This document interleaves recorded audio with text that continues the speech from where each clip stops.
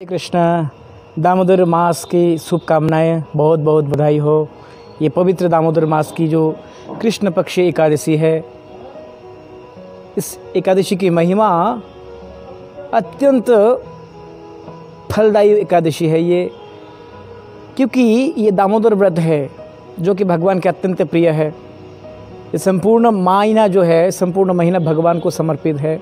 इस महीने में आप जो कुछ भी करोगे सहस्राधिक फल आप प्राप्त कर सकते हो। आप इस महीने में दीपदान करो, दीपदान का अधिक महिमा है। मंदिर परिक्रमा अधिक महिमा है। आप वैष्णव सेवा करो, दान करो, यज्ञ करो, जो भी करोगे सहस्राधिक फल आपको प्राप्त होंगे। और ख़ास तौर पर जब हम इस दामोदर व्रत करते हुए पवित्रतमा एकादशी व्रतों का हम पालन करते हैं, तो उसमें और कहना ही क्या है। तो ये जो कृष्ण पक्ष एकादशी है, इस एकादशी का नाम है रमा एकादशी। इस दिन भगवान विष्णु को और मैया लक्ष्मी जी को एक साथ पूजा की जाती है। शालिग्राम शिला जी को भी इस दिन पूजा करके विशेष अर्चन के माध्यम से अर्चन किया जाता है।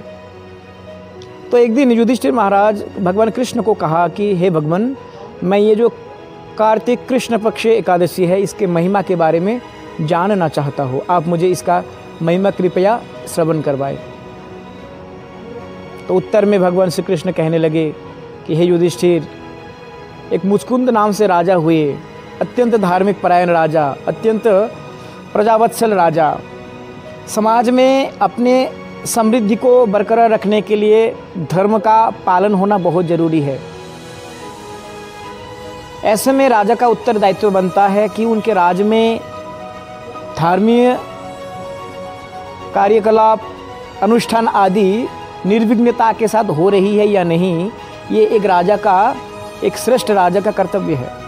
और मुचकुंद राजा अत्यंत श्रेष्ठ रहे, तो वे अपने संपूर्ण साम्राज्य में ढिंढोरा पीट करके ये प्रचार कर दिया है कि मेरे राज में रहना है तो एकादशी व्रत सभी को करना है। सोचिए कितना खुशी की बात है। काश आज भी ऐसा ही हो पाता कि पूरे विश्व में या फिर पूरे भारतवर्ष में ये घोषित कर दिए होते कि सभी को एकादशी व्रत जो है करना ही पड़ेगा। कितना अच्छा होता ना। तो वैसा ही मुचकुंद महाराज, उनके राज्य में एकादशी व्रत को अनिवार्य के रूप में घोषित कर दिया। तो उन्हीं के कन्या चंद्रभागा, जिनके साथ शोभन नामक एक राजकुमार के साथ विवाह हुआ।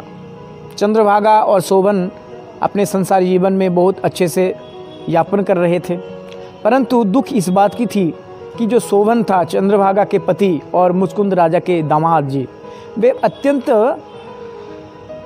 रोगग्रस्त थे। हमेशा किसी न किसी रोग से वे ग्रसित हुआ करते थे।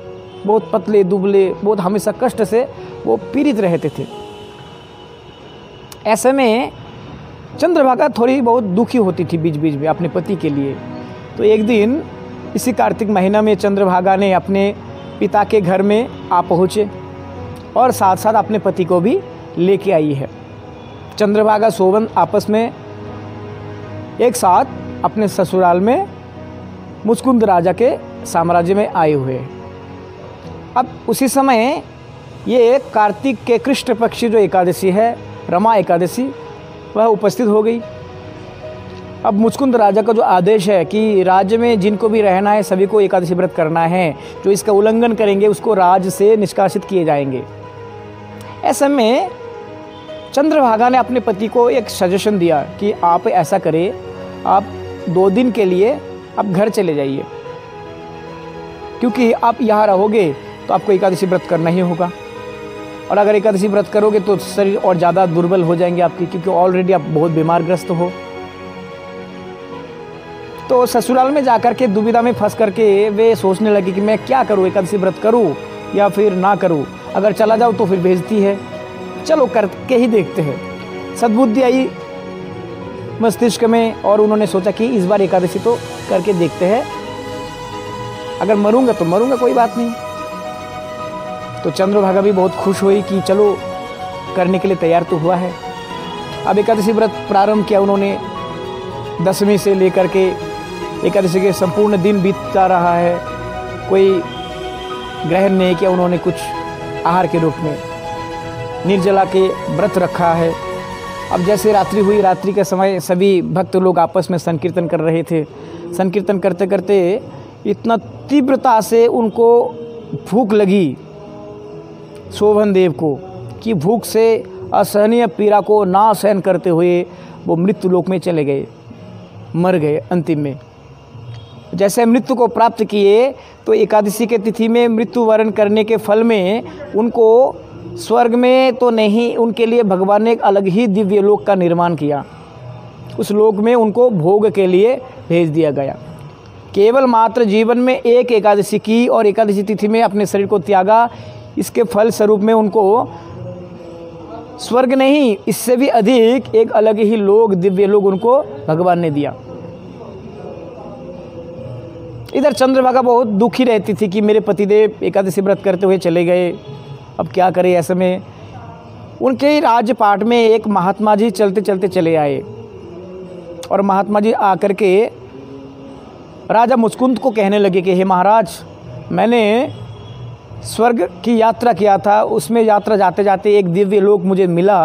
वहाँ आपके दामाद जी जो है शोभन देव, वहाँ पर राज चला रहे हैं वो तो बहुत खुशी के साथ, परंतु उन्होंने एक दुख जाहिर किया कि महाराज मैं तो यहाँ पर दिव्य लोक में आ तो गया, परंतु ये अस्थाई है, ये स्थायी लोक नहीं है। अगर मुझे मेरी पत्नी रमा एकादशी व्रत का पालन करके उसका फल मुझे प्रदान करेंगे तो ये लोग मेरे लिए स्थायी लोग बन जाएंगे। तो महाराज ये उन्होंने संदेश भेजा है कि आपके पुत्री को कार्तिक कृष्ण पक्ष एकादशी जो है रमा एकादशी, उसका पालन करते हुए उनका फल प्रदान करने के लिए उनको कहे, ताकि उनका जो लोग है वह दिव्य बन जाए और स्थायी बन जाए। जैसे ये चंद्रभागा ने सुना तो वो बहुत आनंदित हुई। आनंदित होती हुई वो उन्होंने निष्ठापूर्वक, श्रद्धापूर्वक, नियमपूर्वक इस रमा एकादशी व्रत का पालन किया। अगले दिन समय से पूर्व ही उन्होंने पारण करके जो एकादशी व्रत का फल है अपने पति को प्रदान किया। प्रदान करने के पश्चात वे अपने सांसारिक बंधनों को त्याग करते हुए महात्मा जी के साथ उनके दिव्य लोक की यात्रा किया। एकादशी महिमा का मतलब ऐसा नहीं है कि हम कुछ मिले तो ही एकादशी व्रत करें, कुछ मिलने के अभिलाषा में हम एकादशी करेंगे तो ये बनिया वाली सिस्टम हो गई है ना, कुछ देंगे तो कुछ लेंगे, कुछ लेंगे तो कुछ देंगे। हमें एकादशी व्रत करना चाहिए केवल मात्र भगवत प्रीति विधान हेतु, और यही हमारे गुरुजी, परम गुरुजी, हमारे गुरु वर्ग लोग हमें निर्देश देते हैं कि हम एकादशी व्रत का केवल और केवल भगवत प्रीति विधान हेतु ही करें। हरे कृष्ण कृष्ण कृष्ण हरे हरे, हरे राम राम राम राम हरे हरे।